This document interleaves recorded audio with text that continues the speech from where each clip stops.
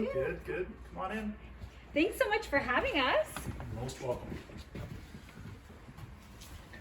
Welcome to our home. So guys, can you take some time to introduce yourselves? I'm Amy Schuler. And I'm Kirk Schuler. And what do you guys do? I'm the head gardener at a local golf course. And I work for York Region Transportation Services, and we are a Nightstop host family. Wow, that's awesome. And can you tell us a little bit more about your household? Sure, come on in. We have 2 kids. We've lived here for about 8 years in Pepperlaw. And enjoy the rural living, and it's a busy household, lots going on, lots of activities.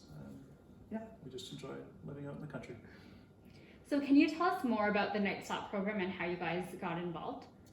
Sure. I was involved with 360 Kids through work, supporting a few charity events, and wanted to learn a little bit more about 360 Kids, and was also looking for other ways to help in the community. And I found the Nightstop program through the 360 Kids website.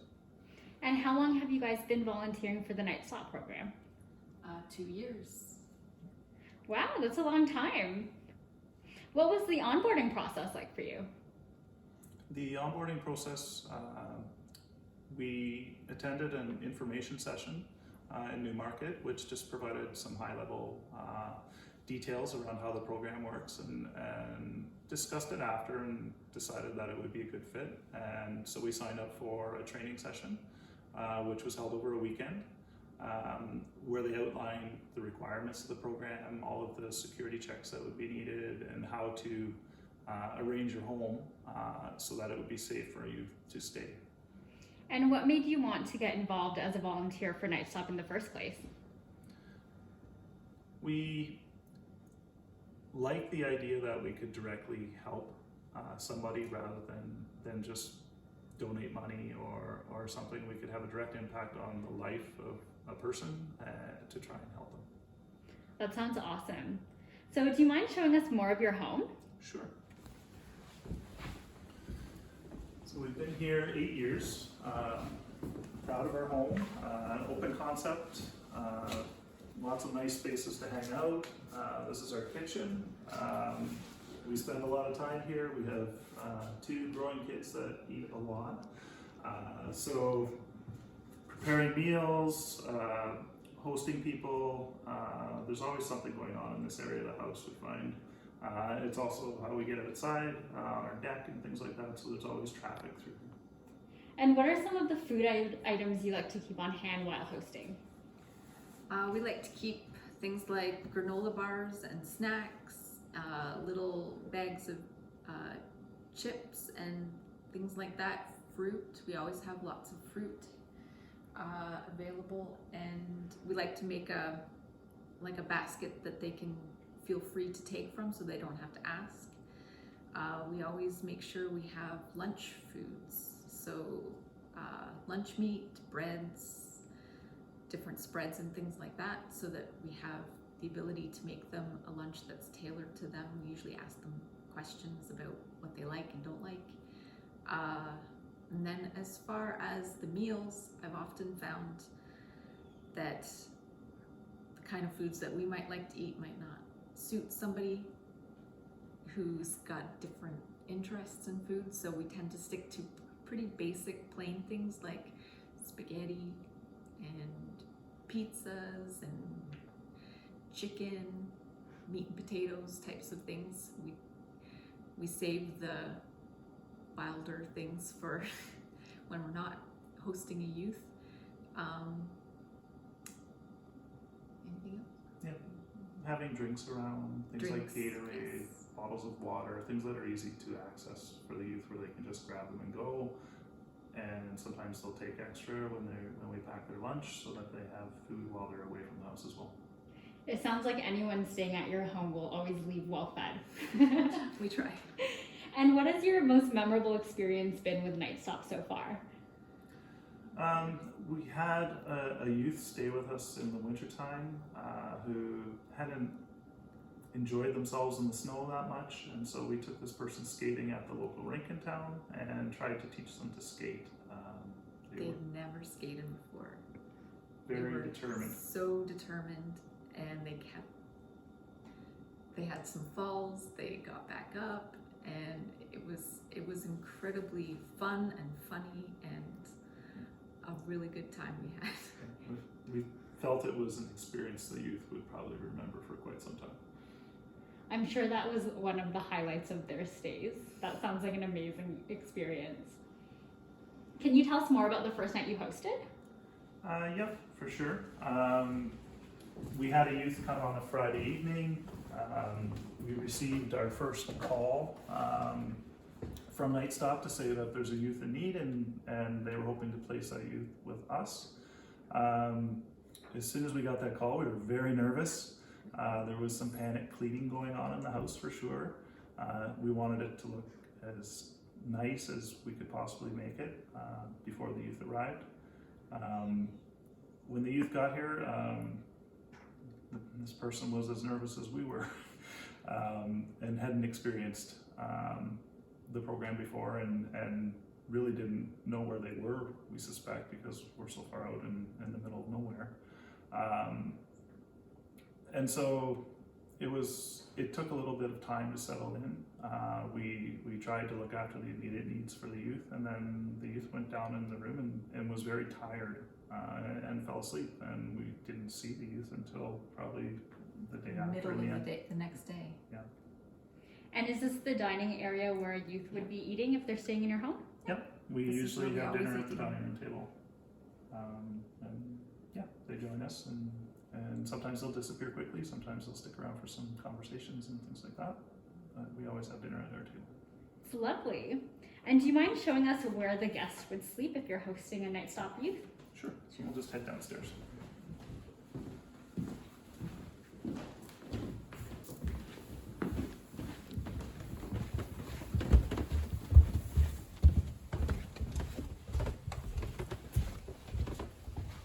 So if you just want to head down the hall there, straight into the room. That's the room we have. Thank you.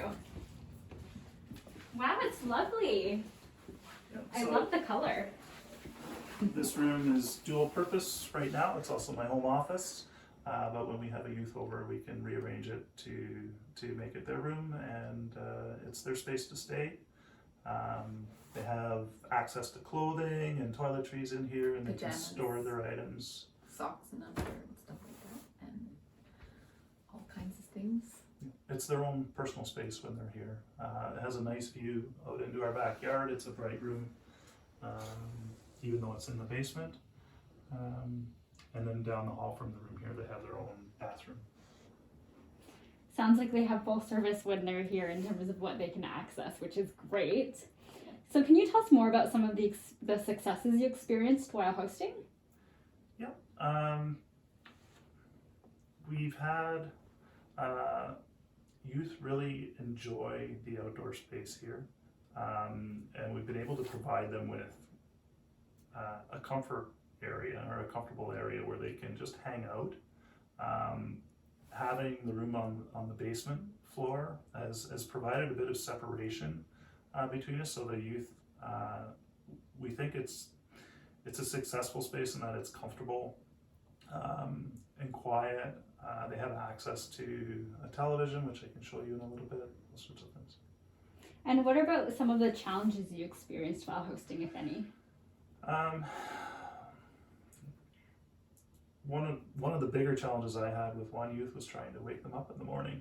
They like to sleep in the morning, and living in a rural area and having youth that typically come from a city like Newmarket or area like that, we have to get up early in the morning to travel in so that they can be at school on time. When a youth doesn't get up early in the morning, or it's hard to get up in the morning, it makes it challenging because you can't just walk into their room and tell them to get out of bed. You have to knock and try and be polite and wake them up and get them moving, and it can be difficult at times. And there's not as much stuff to do here. The town that we are in is super small. Everything's within walking distance, but it's very quiet. There's no Tim Hortons or eateries of that nature that you can just go and hang out. So youth that would come to stay for a weekend would probably be in for a very quiet weekend, and so transportation, we can shift them somewhere, go drop them off in a town and pick them up later, or stuff like that. But all these things are logistics, so we sometimes have logistical problems regarding transportation. For sure. Limited transportation can definitely be an issue. However, it does sound like a nice weekend getaway if someone's looking for some quiet space alone, right? Yes. We can show you the space out here. Awesome, thank you.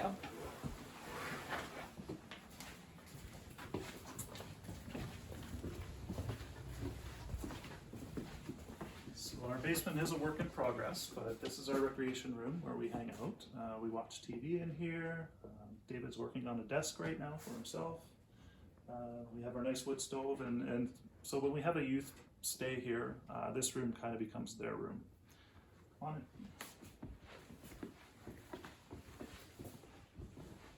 So, again, nice windows. It's a bright room. With the fire on and we shut the doors, it can get very warm in here, and we find the youth just like to hang out in here. It's a bigger space, but it's a quiet space that they can call their own while they're staying here. They can watch TV. We have Netflix here for them. They can watch movies and shows that they like. And it feels really relaxing and cozy, especially with the fire going, which is great. So can you tell us more about some of your worries when you first started hosting? Well, obviously, you don't know what you're going to get, and you don't know what you're getting into. And when we first started doing this, we, of course, had some concerns about who were the youth that were going to be coming to our home.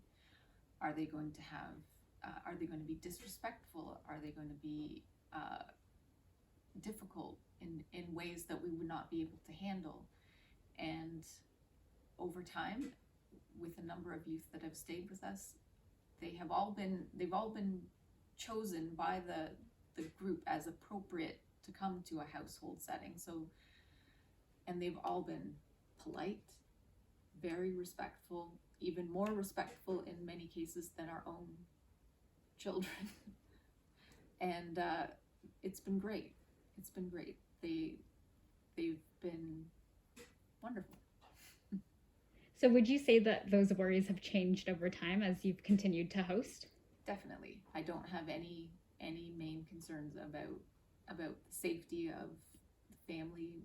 We've never had anything, no thefts, nothing broken in ways that, like, nothing to show that the youth doesn't respect it as if it was their own home. Mm-hmm. Wow, that's great to hear. I'm glad all your experiences have been positive with Nightstop. And without disclosing any personal details, are you able to share a moment where you felt you had a positive experience on a young person's life by hosting them through Nightstop? Yes, for sure. There's been many, but one that stands out is one youth we had here on a weekend hung out down here in the room by themselves quietly. But over the weekend, my daughter started to interact with this person and started to share some of the art that she'd worked on. And I was upstairs at the time, and I could still remember them being down here, and then suddenly hearing all kinds of laughter as my daughter was telling stories and things like that. And it was nice to see a youth that was staying here who came in very distraught and tired, suddenly opening up and being able to laugh within a few days of staying here over the weekend. And I thought it was a success, and it was very rewarding to hear. And I think it was good for both my daughter and the youth that were staying here. It sounds like it was a positive experience for the youth as well. Yeah. I hope so. And what do you think is the biggest misconception about bringing a young person into your home?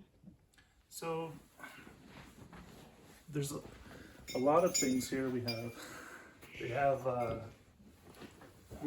It's our home. It's our personal items are here, and the thought that somebody might take something or damage something or get into your space where they shouldn't, I think that's a bit of a misconception. Every youth that stayed here has been very respectful, as Amy mentioned earlier, and we've never felt that it's been a problem. They integrate well into our family, and it's just, I don't think people should expect that a youth that's coming in is not going to participate in the program in the way that we would expect them to. And do youth have access to laundry while they're staying at your home? Yes, I can show you that upstairs.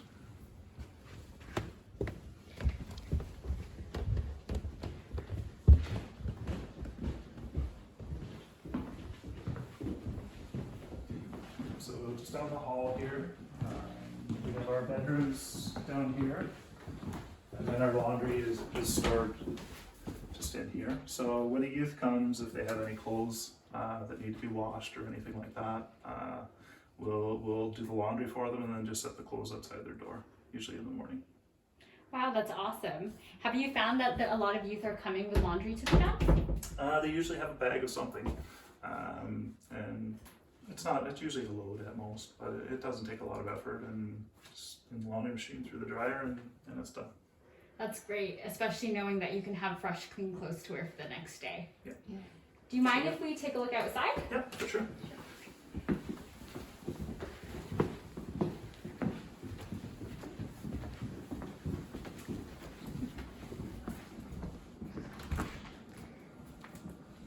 Thank you so much. It's a little bit cold now, but in the summertime, this is a really nice area to sit. The sun faces in here. It's a warm place, and listen to the birds or walk in our backyard and campfire sometimes. There's all kinds of things for youth to do on our property that they wouldn't always have access to, and so we like to share that as much as we can when they visit. You definitely have a beautiful property here, and I feel like there's a lot of outdoor experiences that youth can have while staying at your home. Yeah. So what has Nightstop taught you about the need for safe housing for youth in your region? It's taught us that the need is more than what you see on the street. We live in a small town, and we don't see homeless youth on the streets, or we don't recognize them, but we know they're here. And having a program like Nightstop is a great way to meet some of that need directly. But the strength of the program is based on the number of hosts that are available, and we're the only host in this rural area right now. More hosts would make it a lot easier to serve that need. Yeah. One thing Nightstop talks a lot about is couch surfing, and it's an area that you don't really think of as homelessness, but a lot of youth will go through a spate where they're having troubles, and they'll start using their friendship groups and going to stay at the friends' houses. But they can wear out their welcome pretty fast and get into riskier and more difficult situations as time goes on. So Nightstop beautifully fills a gap where people are trying to figure out what to do. And Nightstop definitely sounds like a safe alternative to shelters where a youth might not be comfortable or have never stayed in one before. Yeah, you have your own Safe. space here. So at a shelter, you have a place to stay, but you don't necessarily have your own space to store things. Where with a room here, you can put a bag in the room and you don't have to worry about that bag disappearing.